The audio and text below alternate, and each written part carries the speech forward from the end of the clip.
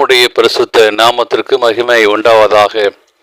இந்த காலவேளை உங்கள் அனைவரையும் ஆண்டவராகிய இயேசு கிறிஸ்துவின் இன்ப நாமத்தில் உங்களை அன்போடு வாழ்த்தி வரவேற்கிறேன்.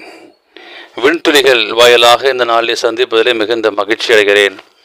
இந்த நாளின் செய்தியின் தலைப்பானது இயேசுவுக்கு லேசான காரியம்.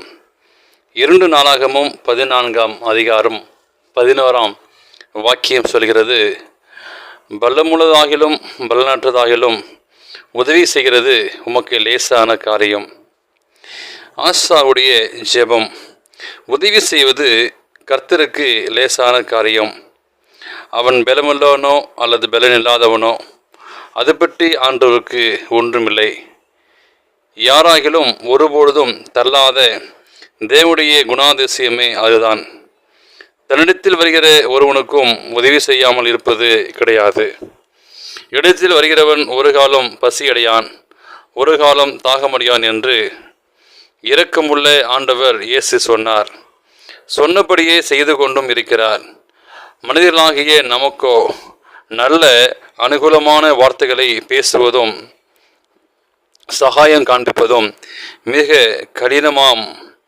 நம்மோடு நன்றாய் பேசுவர்கள் உதவி என்று வரும்போது அவருடைய முகம் மாறிவிடும். உதவி செய்ய மாட்டார்கள். இது மனிதனுடைய தீய சுவாபம்.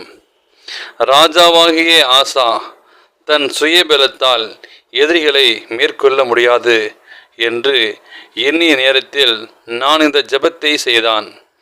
திக்கற்றவர்களின் ஜெபத்தை கேட்கிற நம்முடைய கர்த்தர் ஆசாவின் ஜெபத்தை கேட்டு அவனுக்கு ஜெயத்தை கொடுத்தார். உனக்கு உதவி தேவையா? எந்த உதவியாக இருந்தாலும் ஆண்டவராகிய இயேசு நமக்கு உதவி செய்வார். அது அவருக்கு லேசான காரியம். மனதிடம் கை ஏந்தாதே, அவளுடைய மனம் இன்றும் இலகவில்லை. இயேசுவிடம் கேளுங்கள், அப்பொழுது உங்களுக்கு கொடுக்கப்படும் என்று இயேசு சொல்லியிருக்கிறாரே. இந்த உலகத்திற்குள் நாம் ஒன்றும் கொண்டு வந்ததும் இல்லை, கொண்டு போவதும் இல்லை.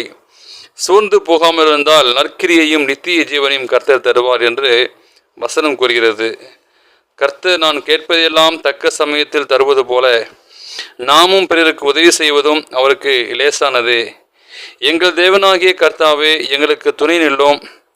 நாங்கள் மற்றும் ஒரு புதிய நாளுக்குள்ளாய் நாம் கடந்து போகும்போது ஆண்டவருக்காக நீங்கள் நானும் காத்திருந்து அவரிடமிருந்து நாம் பெற்றுக்கொள்வோம்.